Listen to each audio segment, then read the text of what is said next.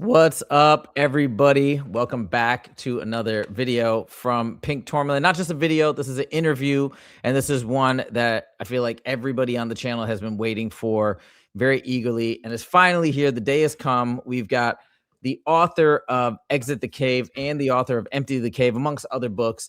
Howdie Mickoski is here, and we are ready to go. So first of all, Howdie, I just wanted to thank you so much for coming on today and being willing to talk to me and meet with me, because this is just, I think, such a treat for all of us who are trying to seek what exactly is this world that we are in, what exactly is happening, what is the nature of reality. So thank you so much. I really appreciate it. Yeah, you're welcome. And as you well know, I don't really do many interviews anymore. But when someone like yourself really goes into the material that I've written and goes into it, reads it, shares their thoughts on it, positively and negatively, then that means like, okay, they've taken the time to go beyond just a simple overview, and it's like, okay, this is someone to have a conversation with, and so here we are. Awesome. Well, I'm very, very excited. And before we get into all of this amazing information that you've covered in your books, I've got a lot of questions on some of the things that I have talked about in my previous videos. But I'd just love to get a little bit of your background story. I know you used to be a comedian, and then you started getting into this information. My first question is, how did you get started in this journey with all this information? Like everyone, trauma, the backside of difficulty, and I think what's mistaken from a lot of people is they've gotten the idea that I always had sort of this awful, traumatic, terrible life, and I've never been happy, and I'm some sort of depressed guy, and it's not the case at all. Actually, during my teenage years, I was extremely happy. I actually really liked. I looked forward to getting up in the morning because life was so good. At that time, I was a hockey player, but very popular at my high school. Was a very entertaining guy. Had lots of hair then, which you probably can't tell now. So life was really good for quite a long time. And then all of a sudden, within like a 3 or 4 year period, there was a giant changeover. I had a father who stole all my money from me just before I was finishing up my university career. And so that, that of course begins to eat away at your ideas of how you trust other people and trust the world, of course. Then just as university was ending, I had an ex-girlfriend get murdered. And when those two elements get placed together, I realized that the story I had been fed of this is what life is, and if you just follow this checklist and be a really nice person, it'll all work out for you. And I realized actually, well, no, that's not how it's going to work out. And that this place there's something wrong with the whole place. And that's where it really began. It began after Joan's murder, actually. And it was just a lot of introspection at that point, but it was also a tremendous depression because I was going through all of this stuff and I really was just burying it. I was doing a standard don't deal with it, hide away from it. And of course, you know how well that works. And I got to the point, I guess it was 1997. Of course, I'm going through this very quickly for everybody. I'd become a stand-up comedian at that time, and I was maybe 2 years into my comedy career, and that wasn't really going well at that time. And so all of this was coming to a head, all of this, and I got to the point where I just wanted to kill myself. I just didn't want to be in this reality anymore. And I just couldn't come up with a good way to do it that would be not messy for the person who had to find me. And so that's where I was. I was stuck in this point where I wanted out of here, but I couldn't do it. And then a television program came on. It was a Nova documentary program on pyramid building. And there was just something about the program that instantly, even though now I would look at that, I would destroy the entire documentary. I would say everything in it is false. But it was the catalyst I needed to break me out of all of that and say, there's something in ancient Egypt. I need to find out what it is. I need to pull up my history degree from way back in the past and work on it. But right away, I also understood that I couldn't understand the ancient world if I tried to think like a modern person. So I've got to start how do I put myself in the head of an ancient person instead of a modern person? So I jumped into a bit of the new age along with all of that work and research. And then thankfully I began to meet real people. My intention was clear. So the first person I met that helped me on the journey was a Chinese doctor from Beijing who was a great teacher of Qigong and internal medicine. So I first learned from him. Then I got to meet Mr. Park, the Korean monk that I talk about a lot, and had a year with Mr. Park. And Mr. Park really shaped where I am now has a lot to do with how Mr. Park was pushing all of us into real confrontational places within ourselves, right? He could see our bullshit and he was not going to put up with it, and he was going to push us and make us work, put into action. From there, then there were 3 native medicine men that I got the opportunity to spend time with. It was great, from 3 different tribes in Canada. So it was great to see the similarities and the differences. And through all of that, I was putting in 8 to 10 hours a day of work every day, 365 days a year for 5 or 6 years. Wow. And a lot happened. Like I tested reality for 6 years and it failed miserably. Like it just miserably failed. But I was still real, right? Reality was fake, but I was still real. And at a time when I finally thought I'd finally gone to Egypt, I'd written that book, I thought I'm pretty smart. I thought I know a lot now. That's when I fell in the canyon, had my death experience in the river, and came out of that with the realization of, oh yeah, I'm fake too, right? I'm as fake as reality.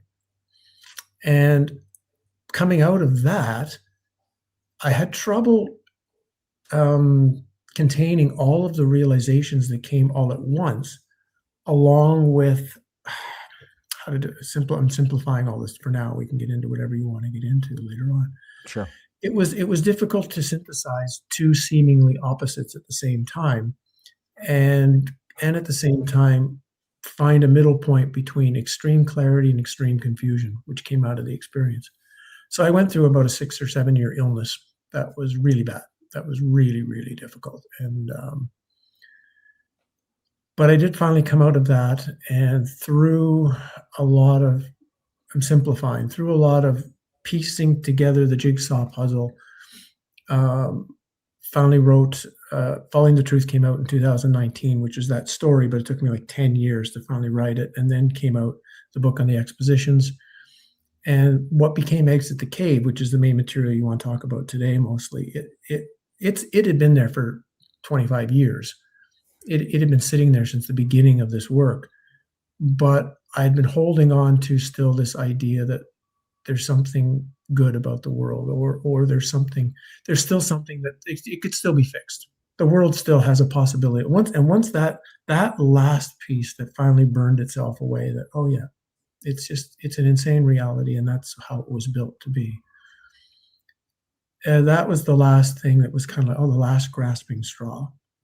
And from that, I said, okay, now I'm ready. I can write what became Exit the Cave and Empty the Cave, and where I'm going from there. So that's a simplified version of how the journey in very short detail.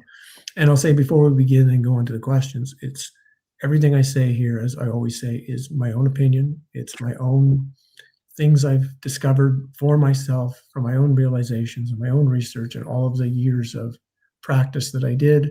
And you should take it just as something you should think about yourself, question yourself, and go look for answers yourself. I'm just giving you ideas and information, and you shouldn't take what I say as 100% correct fact. I think that's a great point. And I think there's a couple of things that I want to touch on in that story. One, I love that you put in all this work, all this time, and you felt like you knew everything. And then that perception was later challenged. But this is such a good thing. This is something that I have to keep reminding myself, because as I'm trying to uncover this information, this is a question, these are questions that I've been fascinated about my entire life, but there's always points where I think I kind of got it figured out. Like when I first discovered NDEs, I thought this was it. This is direct communication and it must be authentic. And then now that has been reframed. So it's so good that you say that, because I think it reminds all of us we have to continuously be learning and be open-minded. And I think that's really, really a great sentiment to begin with. Also, well, really, it's to recognize there are plateaus. There are steps on this journey. And at each step, yes, you do have to recognize that you have taken a step and you have learned a bunch of new deep realizations. Things have changed. Things are different. The problem is because the average person is just looking to feel better. They've begun their journey because they're in suffering and they're in pain and they want to get out of that. And as soon as they find a place where they can get out of that, well, that's it. Their journey is going to stop. And so they think they've done everything at that point. And you need something to move you to there's another step. And at the next step, even though everything looks clear now, at the next step, it might look cloudy again. And that's just how we have to keep, for those who are going to go and keep finishing a long journey, it's okay to have those stop points, but eventually there comes a time where, well, if you're going to go, you got to pick up the baggage again and start moving. You hit the nail on the head, at least with me. That's exactly right. I was trying to escape some real depression and pain. And then I got to that point. I said, okay, we're good, because it made me feel better. Wow. That's a really good observation.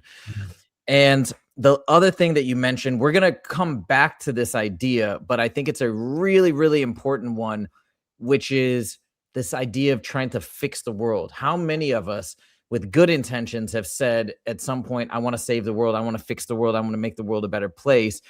And it's not as though I don't want to paint it as though this is a completely fruitless endeavor in certain ways. I think the work that you're doing is actually truly amazing and helping people. But I think what your broader point, correct me if I'm wrong here, your broader point is this idea of trying to make the world a paradise or perfect is sort of like a dog chasing its own tail. Am I kind of getting that right? Or would you say you disagree with that? Yeah, it's a waste of energy is the best way of describing it. It's, hundreds of billions of people have attempted to fix the world way better than you and I, way smarter than you and I, and they failed. So, once you actually recognize that to start with, you're like, okay. The second point is, again, for me, once I saw that reality was built from my seeing, right, from what these ancient peoples of various traditions have presented, from an evil creator, then it was built to be evil. It was built to be insane. It was built to harvest energy. And so once I realized, well, that's exactly what it's doing. Like reality, like the fact that it's insane and it's crazy and it's a suffering pit that's in a sense, that's my problem with it. That's not reality's problem. The reality's doing what it's supposed to do. And once I stop trying to project and saying reality is wrong, reality is supposed to be something else. Once I could say, wait a minute, reality can be as insane as it wants to. Really, my job is to find personal sanity. My job is to find how I can become rooted and sane and clear and understanding and knowing what the deepest knowledge of the self is, and find that, hey, and if I share this with a few people, if I share this with 5 or 10 people or a small community or a little place I live in, great changes can happen.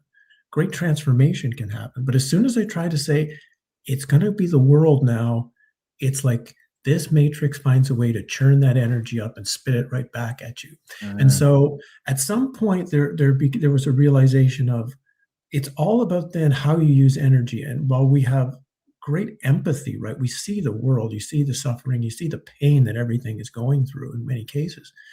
But once you realize, well, I can't save it and fix it all, but maybe I can save or help one thing, one person, one animal, one part of forest, one tree.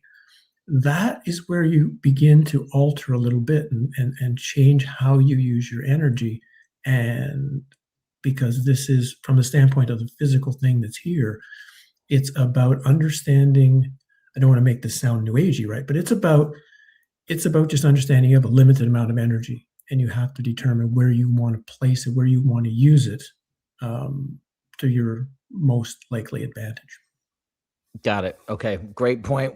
Well taken. Another question, you mentioned your NDE all the time, working with different mentors. Have you ever had a out of body experience or tried to have an yes? Sure. I consider, Falling for Truth was really written about all the things, or many of the things I did over that 7 or 8 year period, all the exercise. And I think it's important to do a lot of different exercises, of which seeing if you can have an out of body experience or work with dreaming. You don't actually have to leave your body. You can move into different states of dreaming and whatnot. That's one of many potential exercises. But like anything, the problem becomes when somebody takes the exercise as the end goal, where they take like, oh, I have to do this exercise every day or continuously or for the rest of my life. And it's, well, no, you need to do an exercise until the exercise teaches you what it needs to teach you. And then in most cases, you just let the exercise go away. Like, yeah, I used to, I don't know, I've had 20 or 30 or 40 of these things in my life. Some before I was ever trying, they just happened when I was in my teens, right? When you wake up and you see yourself sleeping and those kind of things. Then I did some where I actually created the experience. I had others through the Native Indian work, as Native Indians and in the Native tradition, the Native Americans do things they create these experiences very differently than is done sort of in a Western way. And so I went through their mode. It was very clear that I was never going to use any kind of drug, any kind of mind-altering substance. All of the work I was going to do, and thankfully my teachers were very clear on that, was you had to learn how to make these alterations in consciousness yourself so that you had access to it at any time and that you were somewhat in control of the experience. And so I did them for a while, and they like any exercise can provide another piece of information, either about the layout of the matrix or the layout of yourself. But then after a certain amount of time, I realized I didn't really need more of them. And so I just stopped. Got it. Do you feel as though it is potentially dangerous to use hallucinogens or other things like that to achieve these states? It depends on what you mean by dangerous, but it's opening doorways you may not want to open. Let's put it that way. Any of these substances, and that's right down to even tobacco, alcohol, everything. What they're doing is they all provide potentially something. So if we go in the highest form here, we're talking about an actual drug, hallucinogenic drug.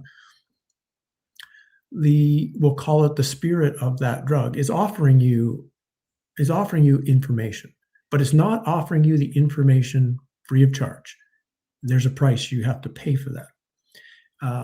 And anybody who's taken them, they will tell you right away, yeah, there's like a behind the scenes deal that's going on.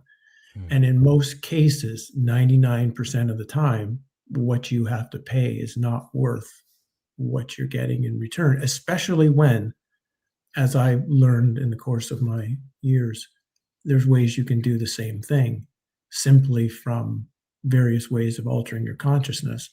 And then you don't have to deal with that, with the dangerous door that sits there. So what are your thoughts about the sound technology used at the Monroe Institute in terms of achieving those states of consciousness? Again, it was I was very lucky to learn how to do them on my own. Got it. Yeah. All right. The way it would have been done 10,000 years ago. I see. Okay. Now, in Exit the Cave, you say that the world is full of deception. You mention the saying "as above, so below," which I feel like has rung out so many times on my channel, and it's just it's one of the wisest statements I feel like that are out there. But this is a big question.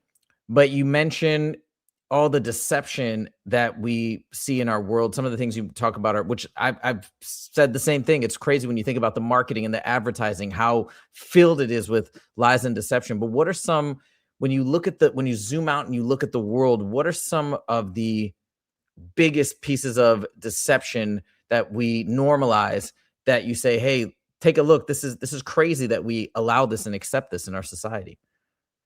Oh, it's bigger than that. It's everything. It's every single thing you possibly believe is on one level of deception. Everything that 99.99%, right? Of everything you've ever been told, everything you've ever been subjected to is in some ways we'll call it distortion. It's a distortion. So much of how this reality runs is not on actual presentation of any kind of fact, but on an inverted, distorted presentation of it, which is really difficult. Like if someone tells you a lie, and if you're aware, it doesn't take long to break down the lie. But if they tell you a partial lie and a partial truth, that's really difficult, because if you hang into a piece of the truth, it's really hard to tear apart the lie. And that's how this reality has been structured, as one gigantic half truth. So you look into some of the biggest ones. One would be religion, right? That's huge. One would be the systems that has been placed over top that people run their lives through, be they government, be they education, be they medicine. The next others would be just this, of course, basic fact: you are who you are, and that planet Earth is a genuine story going on, and it's rooted and grounded. So you see what I mean? Like every single thing that is believed. Like if I asked you what's something, like just for example, what's something you would say you believe 100%, like you would bet your life on 100%. What would it be? Is being true? That I am I guess the product of my parents. Let's say something along those lines. Perfect. There you go. Okay. Now, from the standpoint of within the dream, there's definitely a lot to say about that. But on a deeper scale, so there's partial truth, right? Partial truth is a lot of whatever your parents within this story, how they were, how they thought, how they acted, what they believed, what their genetic structure was. You got some of that. Now, of course, you can change that. You alter that over time. Then there's the other side of it, in which you didn't have parents because you weren't born, because you're a fictional character in a fictional story. So how do you reconcile those two seemingly incompatible opposites? Very, very, very difficult. So you can see the challenge that's already inherent in every single thing we're picking apart, is that no matter what belief we pull up, there will be some truth in it, and there will be some falsehood in it. And that's why it's so, on every level, it's so difficult for people to function here. And as the reality moves to a more, let's call it naturally false way of living, right, in a more technologically supposed civilized manner, away from a natural way of living, it gets more and more confusing, more and more strange, more and more the ability for the human character to function its place on the stage is really difficult. I mean, see, it's challenging for me because like everyone else, I thought I was Howdie Mickoski, and I was living in a world, and things were going on, and things were happening to me, right? They're always happening to me. They're not really happening to other people. Always happening to me. I'm the center of the world, right? Mm-hmm. Always happening to me. And I'm always complaining because it's not happening the way I want it to happen, and it's not doing what I want it to do in realities. And that's where, of course, the New Age makes billions of dollars trying to tell people how they can manifest the reality and have all of their wishes and dreams. And then one day I realized, oh yeah, I'm not the character on the stage. I've been in the theater watching the thing the whole time. But the weird thing is, once you realize that, the character on the stage doesn't go away. The character there is a play and there is a script, and the character has to keep performing in the script. And it becomes a very unique experience to have to, at one point, be sitting in the audience, in a sense, watching the character you thought you were going through to continue a story that really makes no difference of how the story goes or doesn't go, but yet you have to kind of navigate the character in order to fulfill the role of the story. It's a very strange way of experiencing reality, but that's what it's like now. And thankfully, there were some of these great Asian texts, be they the Faith Mind Sutra or the Ashtavakra Gita or several others, that helped me to understand this state where it would have taken even longer to figure out what was going on without texts like that were kind of telling you in simplified terms of, this is kind of how reality really is, and here's some suggestions of how to navigate in a very now seemingly confusing reality. I think you mentioned, I can't remember if it's exit, I think it's Empty the Cave. You mentioned this idea of seeking knowledge up, and then you'll come to a point almost of saturation. So I know you're mentioning all these books and incredible resources you've read. I'm very early in my journey, and I'm still trying to devour as much as I can. I hope I'm just doing it the best way I know how.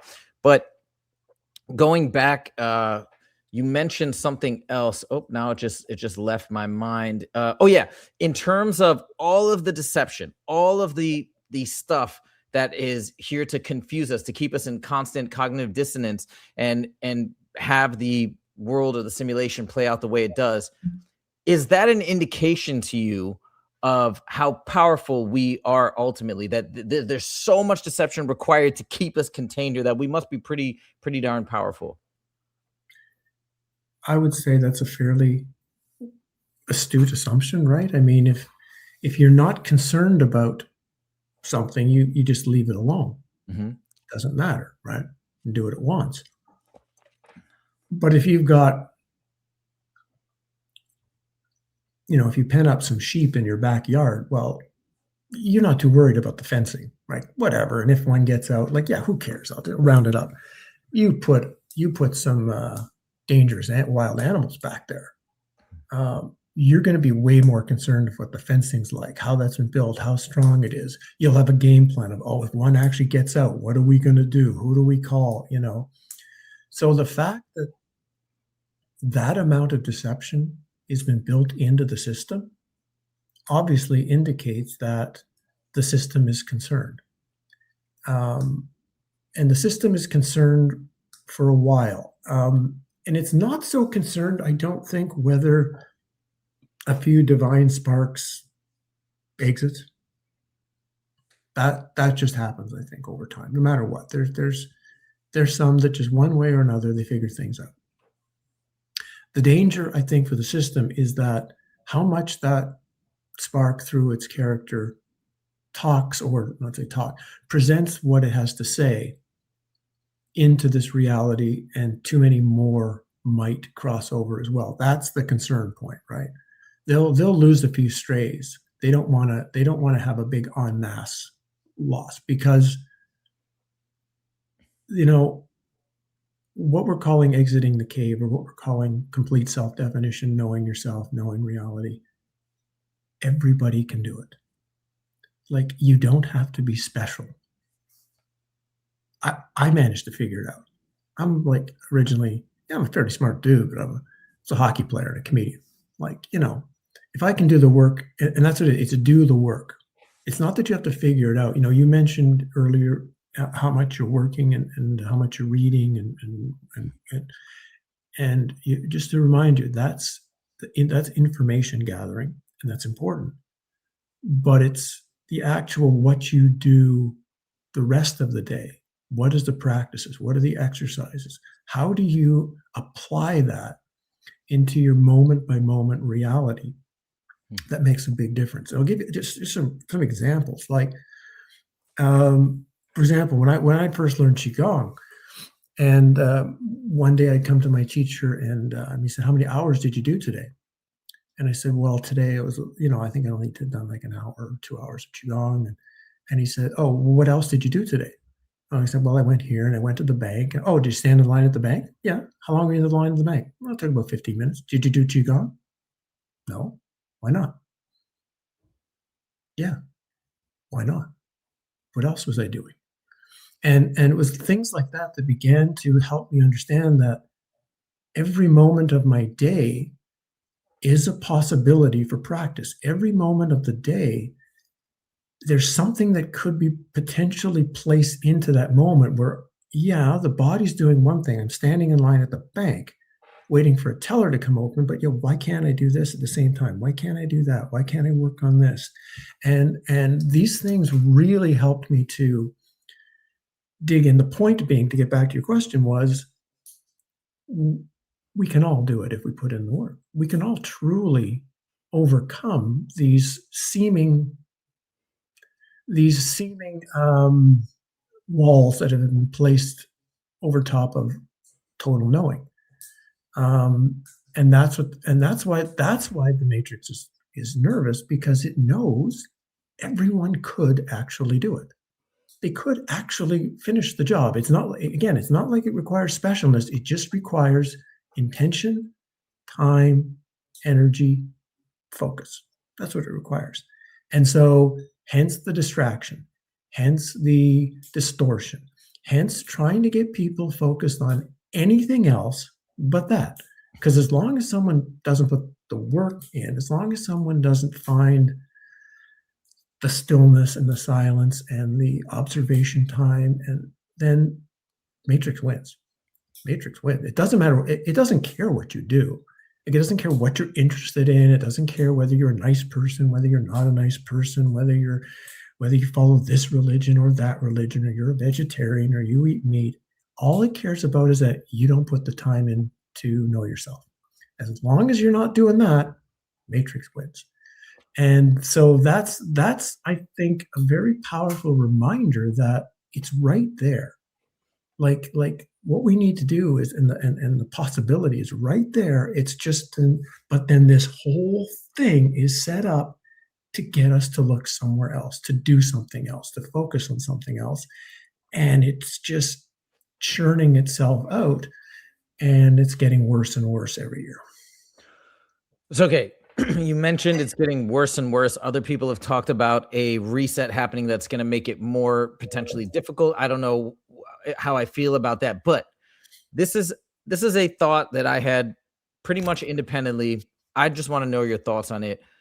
When we stretch out the timeline to, if we take the assumption, which I believe is true, that we are eternal, we are infinite beings, and we stretch out the timeline to infinity, when we really wrap our minds around the concept of infinity, my thought is, no matter how much more deception is added in, no matter how much more difficult they make it to exit the matrix, effectively it is impossible to keep us entrapped within the matrix eternally, because it's just not a possibility. When you stretch out the timeline to infinity, though, we'll always have the option at some point to find a way out. Is there merit in that idea that eventually we will get out if we choose to get out, or do you think I'm being too optimistic?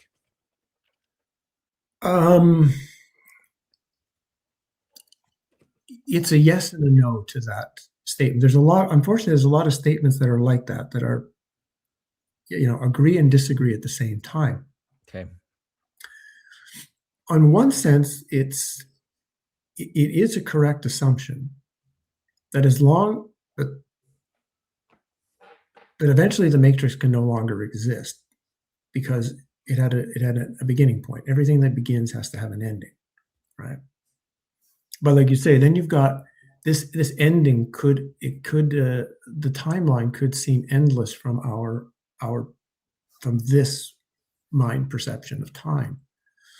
The problem, though, is if one thinks that, well, it's going to happen anyway, so why should I do anything? If it's going to happen anyway, I should just go and eat my donuts and watch TV and smoke a cigarette and whatever.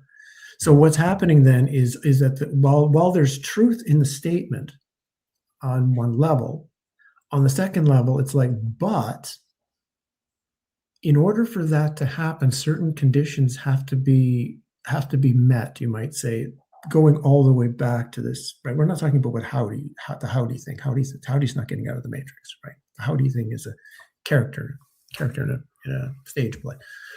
The thing which is the awareness, which has been borrowing the Howdie thing, it's that awareness that can return home and lead this reality. And certain conditions have to be created for that to happen, of which this character, the thing we know ourselves to be, in a sense, has to assist or has to help generate those, we'll call them conditions. That's the best way of saying it. And so we have to remind ourselves that, well, on one hand, what Elizabeth just said is true. If we don't also place in create the conditions for it to happen, it won't happen. So it's this bizarre thing where, like, somebody says, when somebody, particularly Asian, like Advaita people, might say, oh, there's nothing to do. There's nothing you can do to create your own awakening, so just stop, drink your tea. Technically, they're correct.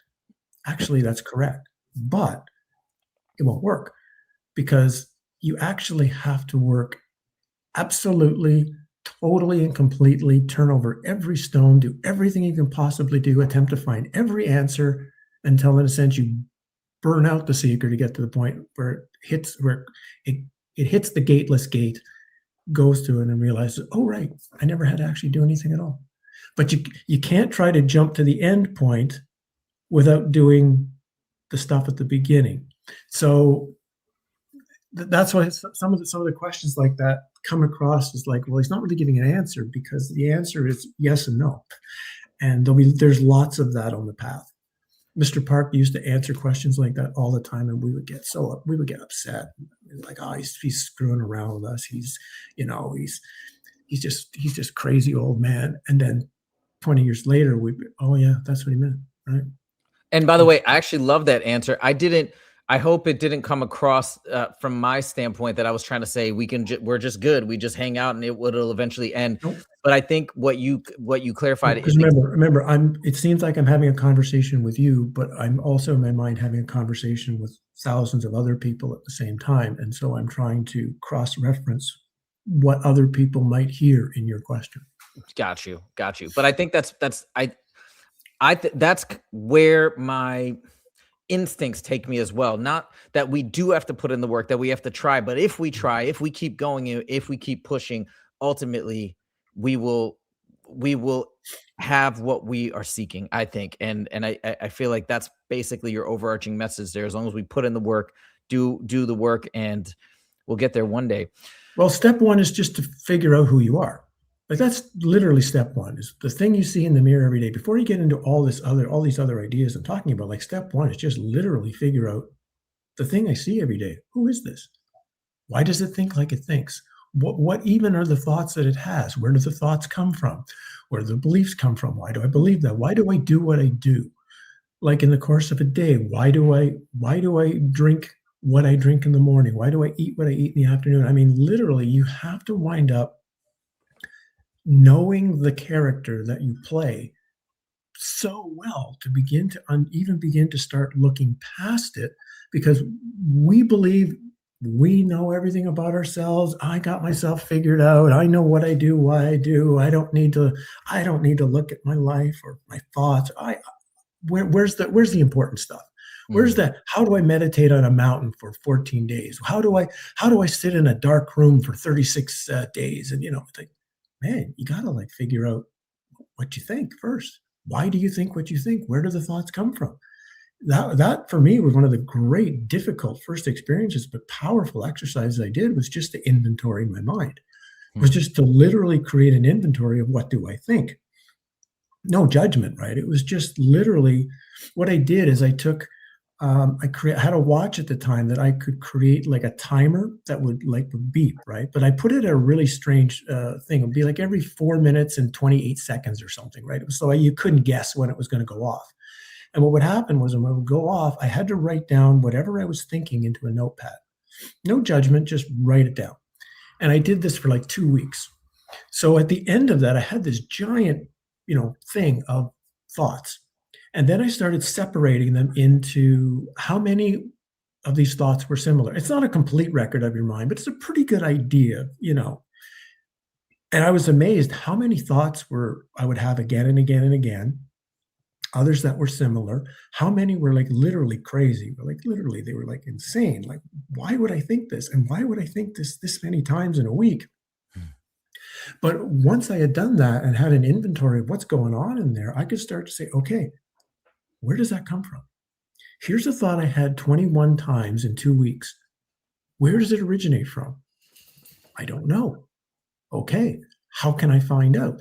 How can I find out where just this thought originates and all thought in general? So that was one that was really, really valuable. And because you can't, one of the things I think where the way meditation is presented is really counterproductive, is it just wants you to say, oh, sit still and stop your mind, don't think. And that is an end process. I do sit around and not think a lot for my day.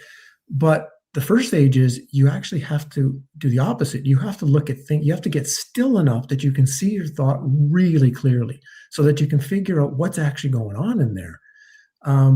Because things, I would laugh when I would see some of these early meditation classes I would take, and there's the people would all sit there, and they'd all have a happy smile on their face, and they'd all look great. And then the thing would end, and somebody's sister would come by, and then this fight would start, and they'd start screaming at each other. And like, do you understand that you've been doing nothing for the last hour? You've basically just been in a denial space because you didn't go into, it's meant to go into your thoughts so that you can unravel the thought. Once you understand it and unravel it and in a sense burn it out, you don't have to try to stop it anymore. It doesn't exist. So it's a process like that of really unraveling yourself first. After you've unraveled yourself, now you can start unraveling reality. Like, okay, what is this place I live in? Where does it come from? How does it operate? Does it all come from me? Does it all come from somewhere else? Is there some sort of co-creative standpoint? How solid is it? How transparent is it? Can it be altered, changed?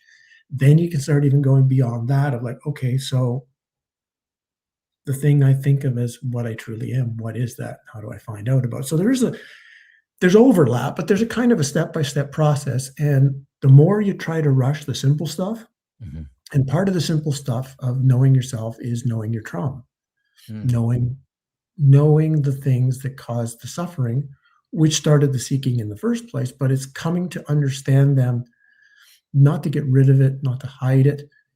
I use the word to transform it, to turn something that has been, in many cases, a negative energetic drain into something that can be turned into something useful so that you as the character can turn that energy into whatever it is you want to turn it into, right? Like if you look at some of the greatest musicians in history, they come out of massive trauma.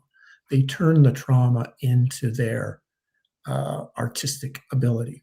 Same thing with many artists, writers, whatever. But in this case, if you're on a spiritual journey to know something, then you want to turn that, instead of turning into something creative, you're going to turn it into the ability to go beyond the walls of seeming possibility to reach these states of understanding. Got it. Now, we're talking about, there's more stuff that I want to get into as well in terms of the structure of reality, the nature of the simulation, some people call it, other people call it a dream, but you're talking about these very important first steps. This brings me to a big topic that I've been dying to ask you about because I don't think I've fully wrapped my head around it. And there are two things that I think are related. Can you explain the concepts of emptiness and betweenness?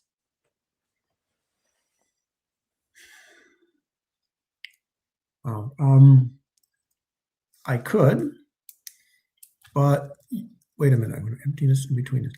You had a second question though on your mind as well. What was the other question? We'll see which order we should answer the two questions. I'll answer this question, but I just want to see if there was something with the other question you sort of had on your mind, if we should answer that one first. Okay, so the other thing that I wanted to talk about was we talked about the system, what we're in, all the deception to keep us here. And I know you talk about in your book, you talk about Robert Monroe and the discussion of Loosh and how that energy is being harvested from us. I wanted to know, what are your thoughts at this point in your exploration? What do you think all of this energy that's being extracted, where is it going and what is it being used for? Perfect. We'll go that question first, then we'll go to the next one. Okay. So again, this especially is my opinion. When you begin talking about the structure of reality, it's and all of it's a metaphor, right? You can't really, no matter how you're going to see it, it's presenting its understanding in a way that suits your character. So as I've come to understand it, when this thing we call the matrix, which is everything you can think of, which is not just the material realm. The matrix is the etheric realm, the astral realm, the mental realm, the super duper realm, whatever realm you can think of. It's all matrix. The matrix is like, and again, it's a metaphor. It's not a computer, but if you think of it, it's like a giant computer that's simulating these realities within it. This giant computer needs a massive amount of energy.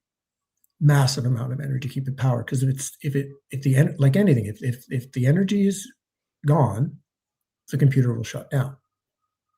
And the computer and all the things that were built originally by the computer, which we call archons, we call them demonic entities, however you want to call them, their number one goal is simply keep the computer running, because if the computer stops, in a sense, they cease to exist. So it makes sense as to why they're operating the way they're operating. Now, the really sick, ingenious thing was of where to get the power to run this computer was, what if we get things that are in the computer game to generate the power for the computer game itself? So bizarrely, the energy that's being harvested by the system, in a sense, if you followed it all the way through backwards, it's plugged back into the system. Now, you mentioned the word reset. And what I see a reset to being, I think this entire simulation has been reset many, many times. And I think it's always an energetic reset. There becomes a certain point in time where, for various reasons, the system is getting bigger and bigger and bigger, because the simulation keeps growing. It keeps getting larger and larger and larger. So it needs more and more power. And at a certain point, it's no longer getting the power that it needs from the system itself. So it has to alter how the system is structured to try to generate more power to keep it going. And I think that's what we're in now. We're in this changeover point where it needs to change how it's going to get energy from the system.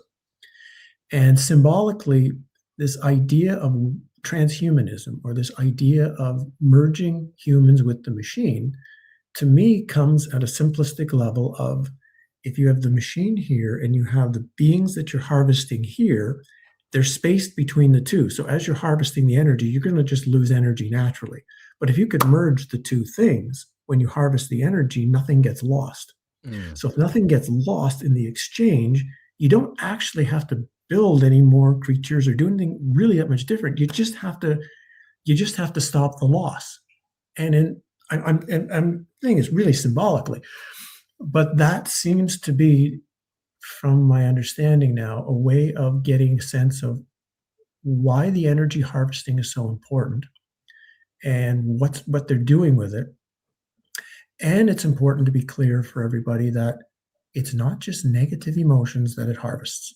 It's not just fear. It's going to harvest love. It's going to harvest happiness.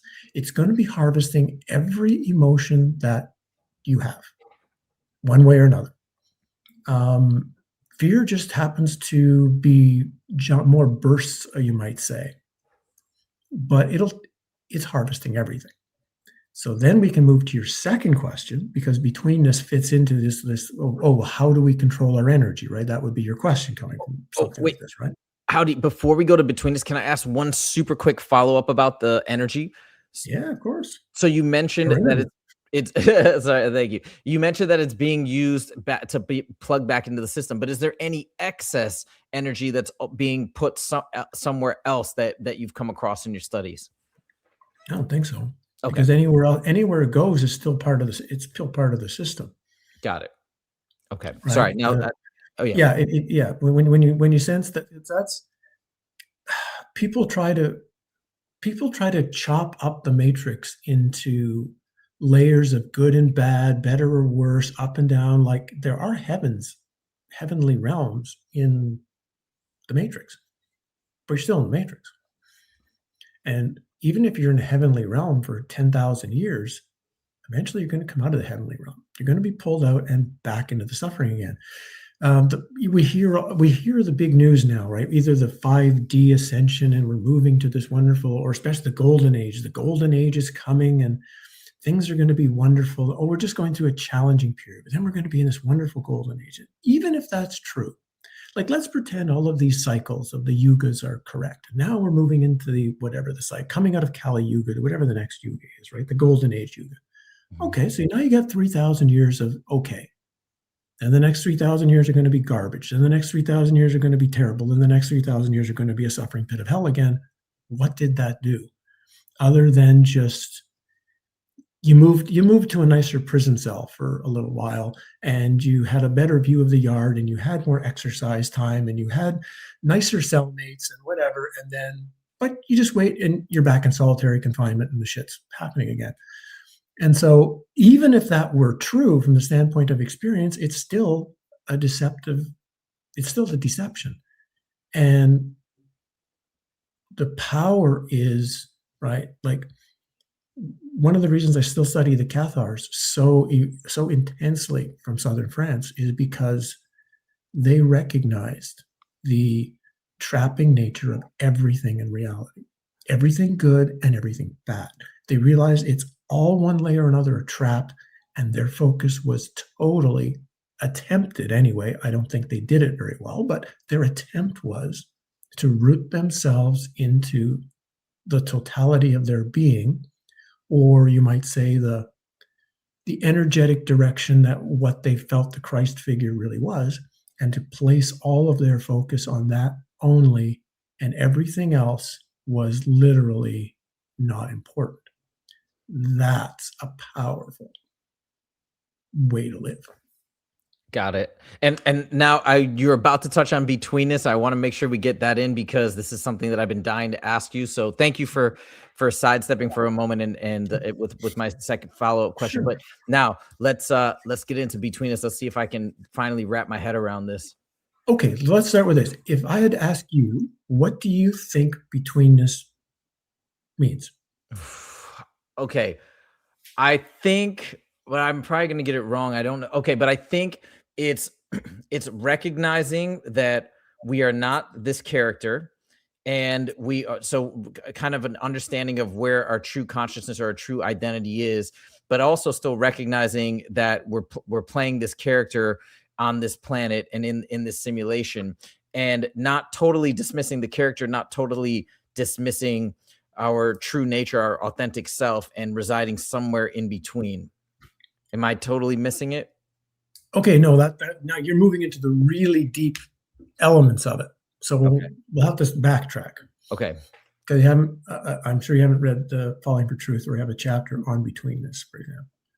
So if we take this at a simplified level, this word doesn't come from me. It comes from a teacher that I came across after he died, but who gave words to Mr. Park that he kind of didn't have in English. Mr. Park mostly spoke only Korean. And so Richard Rose, who was a Virginia teacher for many years until he died in 2005, he came up with the word Betweenness. And the point being, how he got the word was, if you take two magnets and you place them at an equal, a certain distance, and place, a piece of metal at the exact midpoint between the two, that piece of metal will be held indefinitely based on the power of the two magnets. So it's the gap, it's the middle point, it's the exact middle where the power resides. So his point began to say is that in everything in reality, you're dealing with a dual natured world. And the power isn't on any side of the dual natured world, it's in the space between it, where you can literally be standing on good and bad, and you're in the middle of the two. Up and down, you're in the middle of the two. Male and female, you're in the middle of the two. And in that power where you are technically touching both and neither, you're in the suspended power point. And it's where he talked about how you actually move through reality, which is through the betweenness of your thought. That each thought has a space between them. And within that space, there's a space of betweenness where the power actually resides. We tend to focus, just like everything here is going on, we focus on one of the two. So we're focusing on the thought. His teaching was focus on what's between the thought. That's where the power is. So as you begin to expand this practice, as you get better and better at it, then eventually now you start moving to these, some of these big things you're talking about, life and death. Okay, what's between life and death? What's actually the midpoint between the two? And then can you navigate on a moment-by-moment basis, neither pulling towards life nor pulling towards death, but being in the middle power point between the two?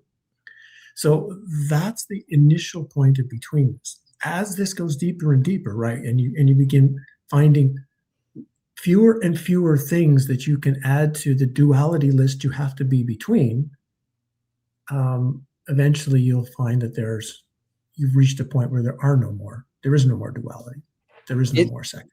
Is a reasonable analogy in the U.S. political system, you have Republican, you have Democrat, and in between this would be you're neither. You're no party affiliation. Is that a decent analogy? No, it's everything. Okay. It's anything that's dual, right? Again, those things just want you pulled to one side or another. But if you are in the middle, which is not rejecting either, but not accepting either side either, it's literally acknowledging they're both there. And it'd be like if you wanted to, on one day, you could be a Democrat. The next day, you could be a Republican. And the third day, you can be neither. But you're always in this space of like, I'm literally none of it. Okay. But I could be if the situation called on it, but then tomorrow I'm not. I'm simplifying the idea, but that's kind of what he's saying, is because a grandfather clock, if you think of a grandfather clock, it will move to one side, and the farther it moves to one side, it's just pulling up more energy to move back to the other side. Only when you can get the grandfather clock to be still, then it means time is no longer ticking. If time is no longer ticking, then that means you're in the space of silence. So that's kind of what he's going with all this. You're reminding me exactly of the concept of pendulums in reality transurfing. I don't know if you've read that book, but he talks basically about these same things and the swings and how it swings one way and then it swings the other. And it doesn't matter which way you go. The point is and you'll see this all the time, right? Somebody, they get into a really bad relationship or whatever. So they're on this other side, right? They've gone this, for example, bad relationship. It ends up, I'm never dating again. So they've switched to the other side. Just wait, give them 6 months. Oh, I met somebody. And they're back on this side, right? Because they're swinging, as opposed to finding the midpoint between all of that. Okay, and navigate from there. Then there's no more fluctuation swings. Things actually start to become calm. Can we talk about emptiness now? And I know we're getting close to our ending time. There's just a couple big ones that I just make sure I don't want to miss. But what is emptiness? Okay. So it's a very challenging question. And it's, and for me, it was at the heart of why I had such a long illness. Because after I came out of the canyon, after I had the realization, because I'd had the realization previously on 2 levels, that the world is transparent, that it's in a way fictional, but that it's also a controlled fiction. It's manipulated, and it's manipulated in a sense to distort and destroy and steal our energy, right? But then I had the realization of emptiness in the canyon. And emptiness is the recognition that all objects are empty, that there's nothing at the core. By nothing, I mean no thing. There's nothing personal at the core of what anything is. And that our whole life was spent trying to be something, trying to achieve something, trying to get somewhere, and then all of a sudden realizing, oh, there's nowhere to get, and there's no one to have to get there. And emptiness is the furthest part of the matrix. It's why it was such an important work for Asian students, and it doesn't, I'm just saying Asian students, it doesn't matter when you talk to native literature around the world. If you read Gnosticism, it's even, you'll find this stuff still in the New Testament. You'll find information on nothing and emptiness, right? I think it's Paul or something in there. It says something like, and I opened my eyes and all I saw was nothing. So emptiness is at the core of all of these traditions, but no one really understands. I couldn't understand it until the realization happened. But it's important to try to work with it on an intellectual level. I've had some people, I have a locals community now, and I've had about 8 to 10 that since we started working in 2 years had a realization of emptiness for themselves. And usually in the information, whether usually the email or the conversation I have with them about it, it's always, yeah, I kind of had an idea what this was like, or I thought from reading your stuff, I kind of knew what it was, but it's actually so simple. I understand it's so clear and understanding once you have it, but until you have it, it's hard to fully know what it means. But it's that, if you simplify it, it's the recognition that, see, I say it this way, it's not accurate, but that the character is not what you are. That what you are is something else, some other kind of, we'll just call it an awareness. But even the awareness is empty.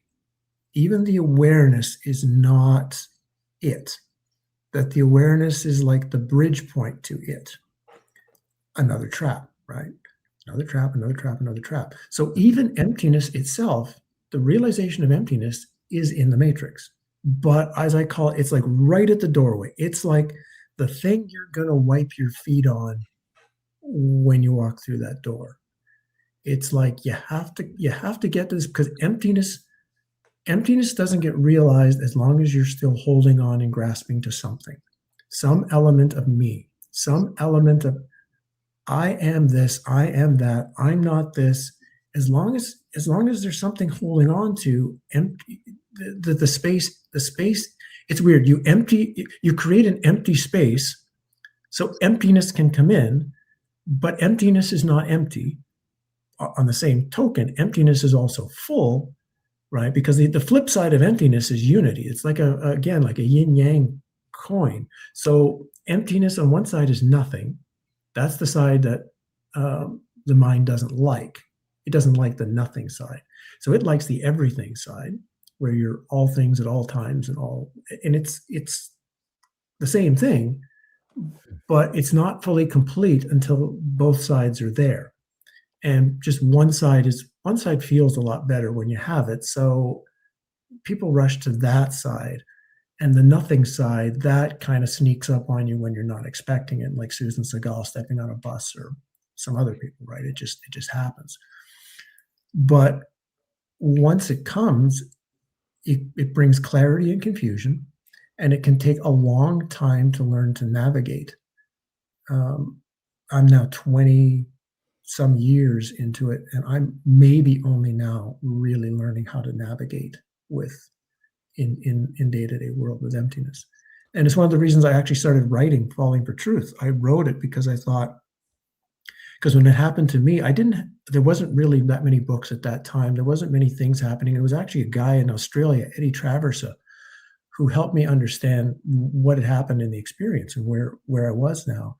And I was really grateful for him that he did that, and that he presented it in a way that easily made sense. And I felt I need to do the same thing, that if this is going to happen to other people, well, and now they're okay, there's more resources now. Like, I'm not the only resource on this, but I know there's many people have come to me because they've heard what I've had to say about it. And, oh, that happened to me when I was 14. And, oh, that's what it is. This explains what my life has been about now. And so that's one of the reasons I first wrote some of the stuff that I did. And it's just something that you keep in the back of your mind as a possibility, as a possible part of the path, but and can learn about it. But there's other things that, let's say, are more pressing in the day-to-day moment that you need to work on first. And should this appear, great. The more you've kind of understood it intellectually, the easier the process through it will be. That's the short answer. Just to make sure I'm getting my head around it, would one way, I'm not saying this is the only way to characterize it, but is one part or component of emptiness effectively releasing your ideas on your self-identity? Am I recognizing you don't exist? Okay. Nor anything else. But the strange thing is, and I think this is important to share with everybody, is that while the reality and the objects don't exist, the experience does. Okay. The experience is real. That's why people say, why do you get out of bed? Knowing what you know, why do you get out of bed in the morning? And like, they're serious. That's a serious question. And I understand why they're asking the question. And I joke, you know, well, the fire has to get started if it's a cold day, and, you know, the cat has to get fed. But the challenge, it's just like when you have this reality is best understood. Why it's compared to, or why I think they described it as compared as a dream, is not why anybody else thinks it, but it's because in a dream, if you have a dream and you do something in the dream, say you killed a bunch of people in your dream, and then when you wake up, you wouldn't go to the police station and tell the police about these people you killed, right? You say, oh, right, it's a dream. It's not real. The objects in the dream were not real, but the experience that I had in the dream was real. I can talk about it. I can share it. I can understand from it. I can share it with other people. They've had similar dreams. Okay. All of a sudden, we have this experience of power that's real. The problem is we've learned incorrectly to place the focus on the objects and the what we get out of the objects, as opposed to the experience itself, which is where the power is. Got it. Okay. I think that, yeah, I think that's making a lot more sense. I think I need to still think on this. This has been, I've been trying to focus so hard. I feel like there's so much information in this interview. It's just chock full of all these really big concepts. So I'm going to have to sit with this and process it more afterwards. But that's just a testament to how incredible it is to have you on. And I know we're at we're past the hour mark, and Yeah, I just you want have one more question. So like I say, we got to this point, you'll have one more question, but that's what any of these things are meant to do. It's why books are so powerful, because books slow you down and force you to contemplate, as opposed to things like this, where you can kind of just speed through the whole thing and you hit the end and it's like, oh, what do I do now? And for sure, after hearing something you think is really important, you should take a half an hour or an hour and just go for a walk. Yeah. Yeah, just contemplate. What did you hear? What's valuable to you? What's not valuable? What's something you'd like to explore later? What's something you already know? Something you don't know? That's, yeah. You have to turn it into something personal, or it's just words throwing in the air. Yeah. And the beauty of this is it's recorded, so I can also listen back to it a bunch of times, and I think that's going to help me as well, which I definitely plan to do. All right, as we close it out, and I encourage everybody to read. I'm going to put links in the description where you can check out Exit the Cave, Empty the Cave, and all of Howdie Mickoski's works. Obviously, the ones that I've read are Exit the Cave and Empty the Cave quite thoroughly, but you guys should check them out, because there's so much information in all of these, and we've just touched upon a handful of the complexities in there, but there's so much more that you can dive into and research. Let's go, as we're coming to the final question, let's end on the really big one. I'm going to kind of lump two together, but how do we, we're in a simulation, we're in this matrix. How do we escape ultimately at the moment of death, and what's beyond it? Well, no one can answer for sure what's beyond it. They can give you a feeling or a sense or a possibility, right? Because we're still in the matrix, right? No matter how much we know or don't know, we're in the matrix, and we're operating through a flawed body mind.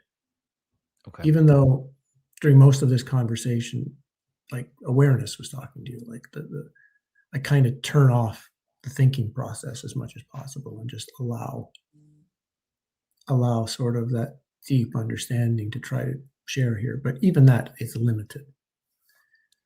But the best I could probably answer in that regard, bizarrely, is it's absolute. There's no second there.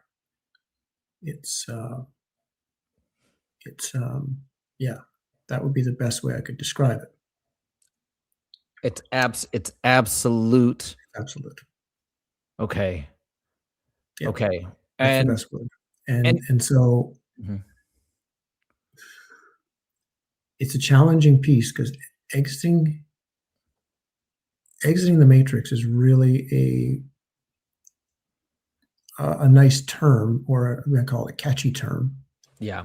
For really the completeness of self-definition, of finding out what the self is. Not the small self, the thing you see in the mirror, but then really it's a big S self, the thing that you really are. And not to intellectually know something about it, or it's to become it.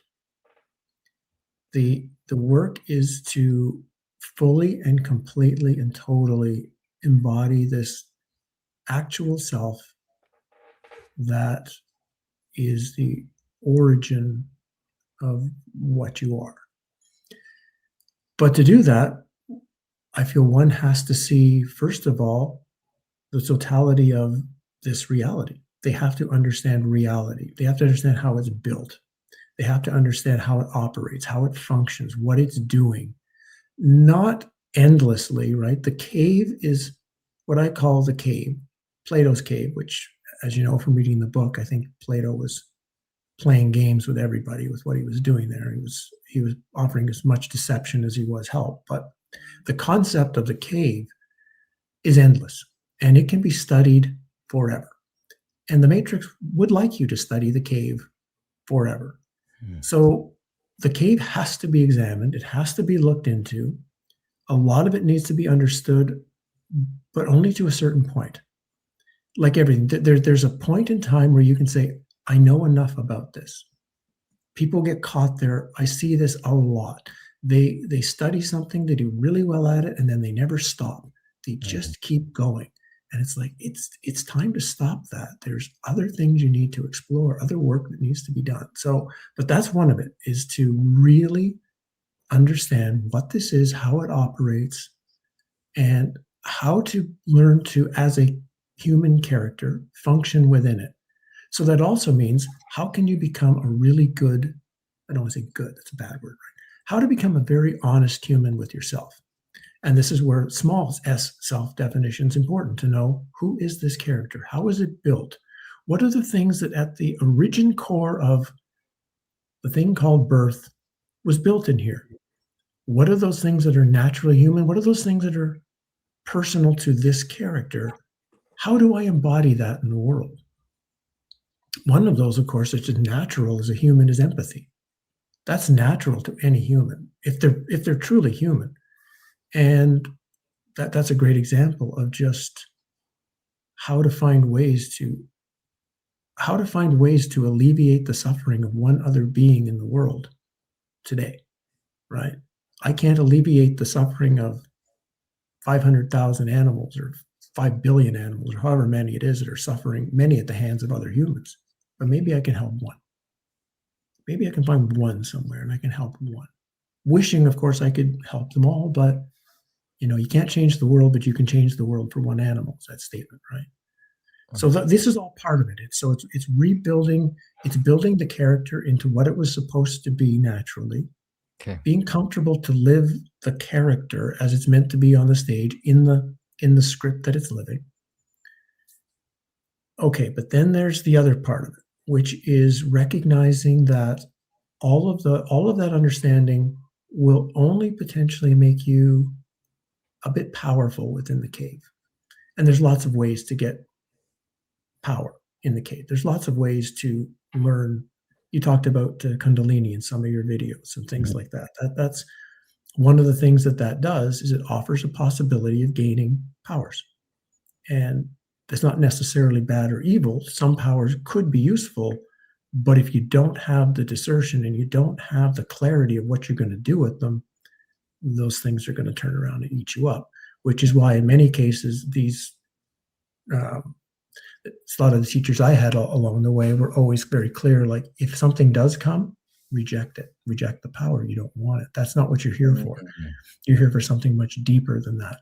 And then later on, if you're at a point where you have the clarity and you have the centering, maybe then maybe you can get one and you can do something useful with it. But until then, just keep doing your work.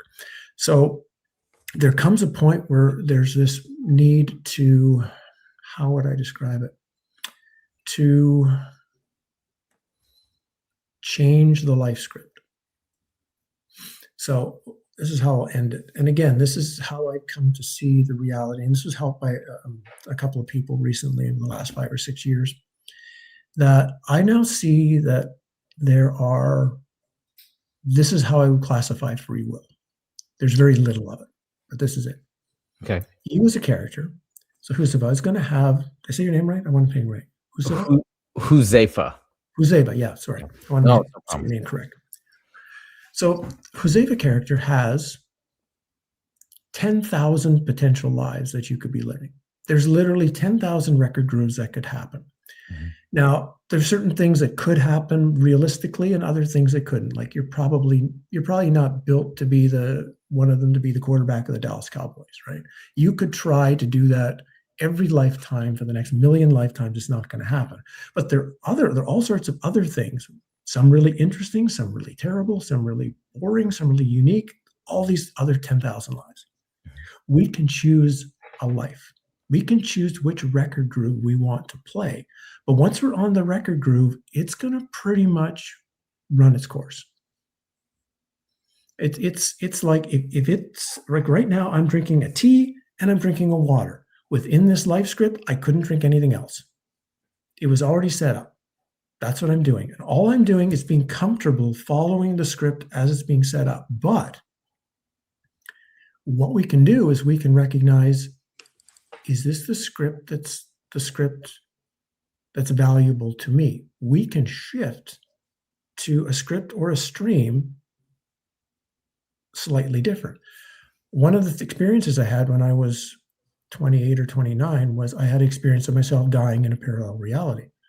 Mm-hmm. And so I realized that, oh yeah, this isn't the only life this Howdie creature's having, which of course makes sense. If supposedly we're being built for experience, well, why would you have just one life? If something is trying to experience the world, there should be a billion Howdie Mickoski lives, which is one little slight alteration, and you have a virtually different life. Much of the life would be the same, but just a few things change here, change there, and you do have a different life. That makes complete sense. So I checked in and I found many parallel lives that I was having. Who I married, where I did, where I lived. Some I was still living, some I was dead, But from that, I recognized, oh yeah, there's tens of thousands potentially of life scripts. One of those life scripts, though, because I think you talked about, we'll go right back to near the beginning. You said something like, eventually this has to end. Mm-hmm. Right? So in my feeling, that's built into, you might say it's built into the game system. There is one life that is the last one in which you would be experiencing this reality. There's one life script that's been built in which if you followed that one and didn't jump off of it, would be the end of the experience in the Matrix. And the Matrix has one job: get you to choose any other life but that one. It doesn't care which of the other 10,000 you choose. Happy, sad, great. In fact, if someone's maybe getting too close, the Matrix wondering whether might offer you a really good life. Well, hey, wait a minute. How about we make this deal? And in this life, you can be this really important person. We'll give you this, we'll give you that. Or like as we talk about in afterlife experiences. Oh, hey, maybe that girl you'd always wanted to marry. Well, if you just go back, we'll let you have that experience. You can marry her. Sure, we're happy to do that for you. We'd love you to have that experience. But there's one. And that one that's going to take us out it's a really different life from all the other ones. That I can say for sure. It's like, it's a life we kind of wouldn't think we would choose. And it kind of just through a few odd choices, I can say for myself, through a few odd choices that logically kind of didn't make sense because it was going totally against the character on one level, but it was always about some integrity at the base. Something in my integrity meant I had to say no to what seemed like made logical sense, and I have to say yes to this. And it was moving more and more to a life that that life will probably not be fun. The life that exits the matrix is not going to make you important. Is, you know, all the things we would wish for will not be in that life, because that's things that will draw us somewhere else. Mm-hmm. This life will be quite simplified, very challenging at times, and probably pretty boring at other times. But when you're on it and when you walk deep enough on that one and won't leave that record groove, you get to a point where you know, oh yeah, this is it. This is the one. And I've had the realizations I need. I've done the work I need, because part of the work is moving you to that life script or that life stream and keeping you there, making sure you don't egoically pull yourself out to something else that feels better or is helping you or is gonna, you know, it's like, no, this is, I'm on it. This is the path. And I just have to stay on it and be really focused. And so to me, that's how someone can say, do we have free will? Yes, but it's very limited. But at the same time, it's powerful, because what you're doing is you're choosing the entire direction of not just a life experience. You're choosing potentially the entire direction of the totality of your experience within the entire matrix and the ending of that. And do you feel that's where you're at right now? You're in that life groove, going in that, yeah, amazing. Wow. Like I said, need to process everything that we just discussed. This was amazing. You've gone over the time that we talked about. I really, really, really, really appreciate it. I'm sure everybody's going to appreciate it. If people want to reach out to you, or maybe not even reach out to you, but check out your work and learn more about all these books that you've written, where can people find this information? Yeah, of course. Step one is just start processing it yourself. Just listen to yourself. I mean, you're way more intelligent than you maybe even give yourself credit for.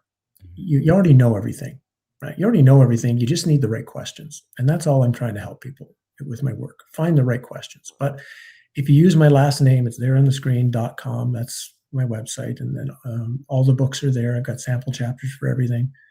My YouTube site, I very rarely post things there, but there's been a lot of stuff there over the last 5 or 6 years. I think Falling for Truth is there I think I've read the whole book, for example.